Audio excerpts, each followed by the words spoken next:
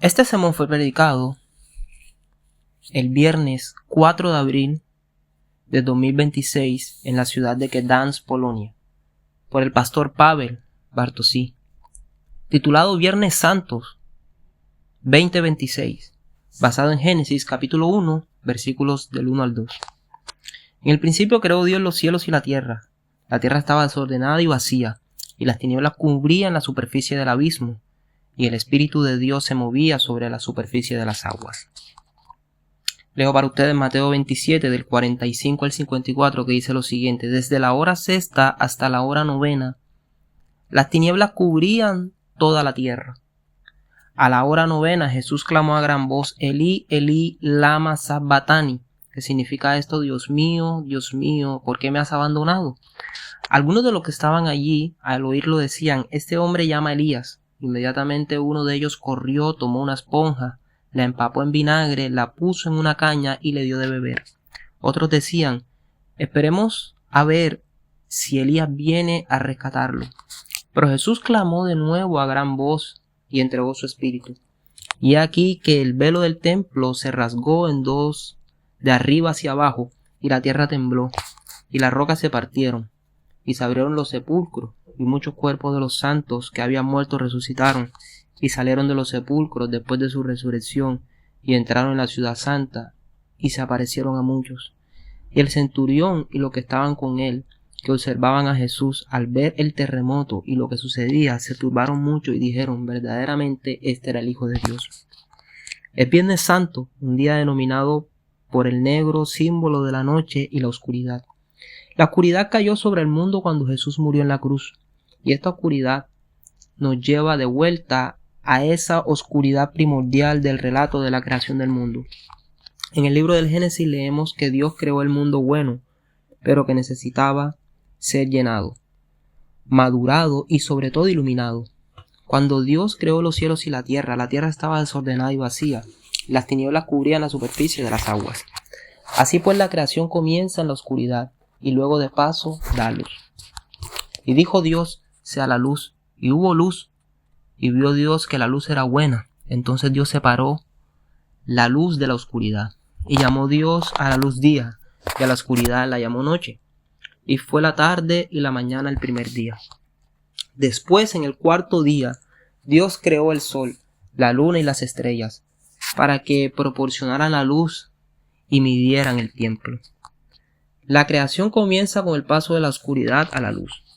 La oscuridad en la Biblia simboliza la muerte.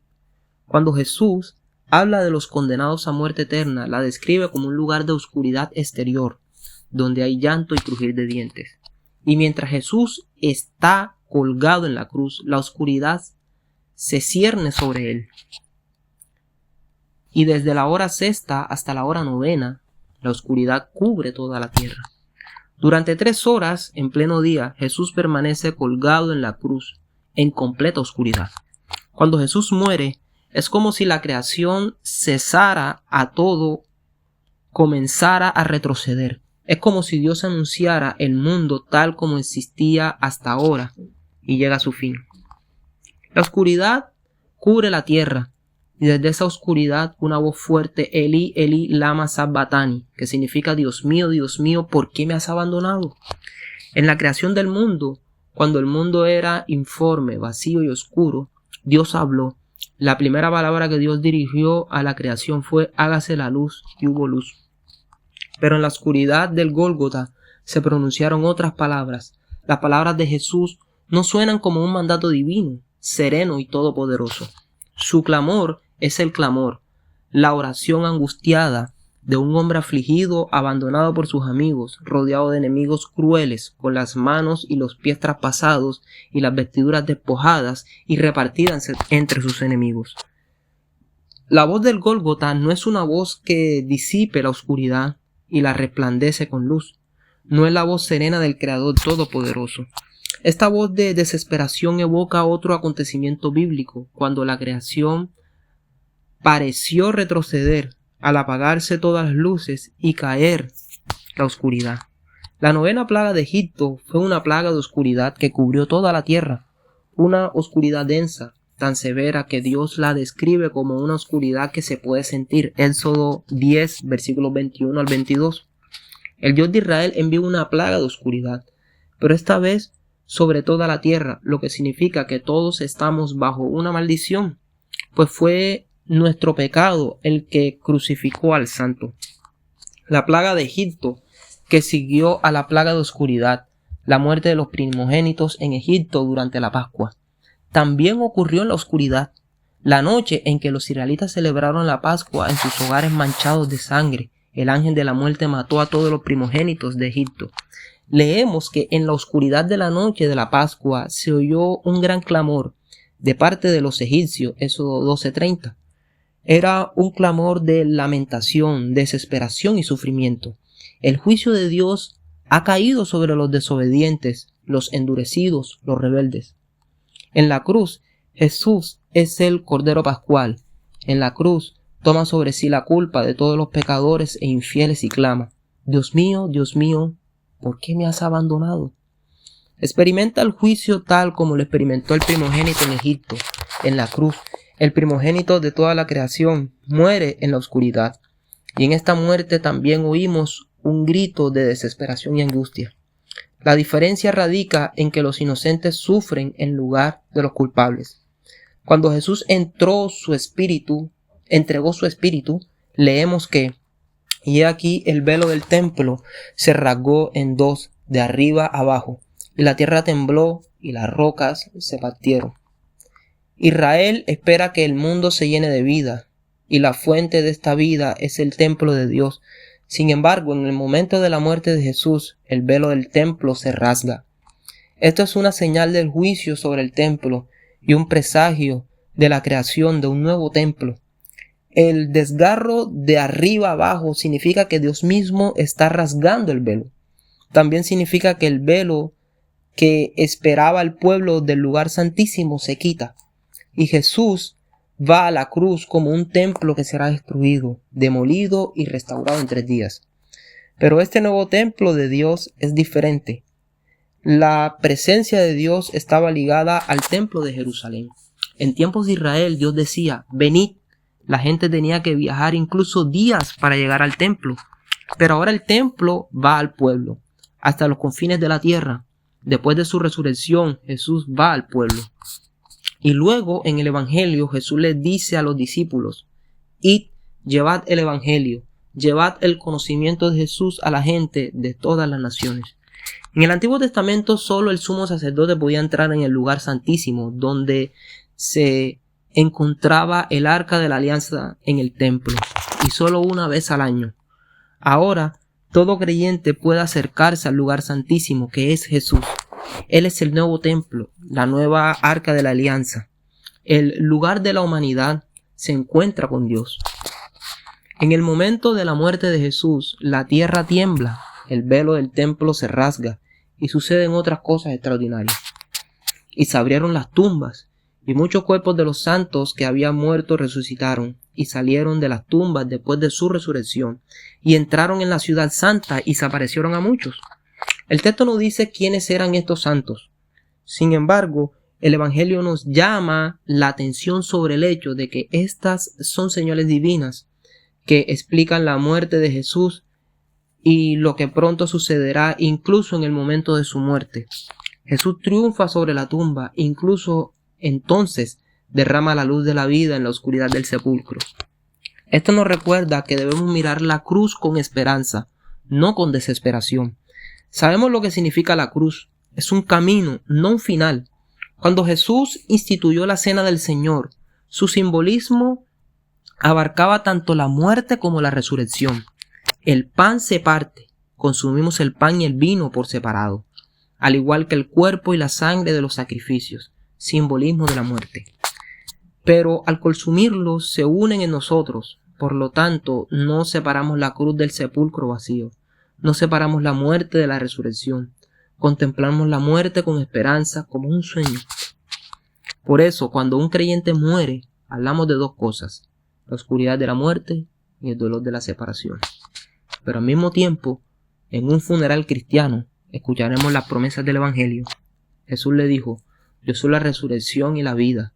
El que cree en mí, aunque muera, vivirá. Juan 11:25. Así es como debemos ver la cruz, como un instrumento de la victoria de Dios sobre el pecado, no como el triunfo de Satanás. Satanás estaba decidido a que Jesús evitara la cruz en su camino a la gloria, porque sabía lo que significaba. No es que Satanás se frotara las manos durante 3 días mientras Jesús estaba en la tumba. Satanás quería que el Hijo no bebiera la copa de la ira de Dios. ¿Por qué? Porque la cruz es una victoria, no una derrota. Al pie de la cruz, al ver las señales de Dios, los soldados romanos se aterrorizaron y confesaron a Jesús como el Hijo de Dios. Mateo 27:54.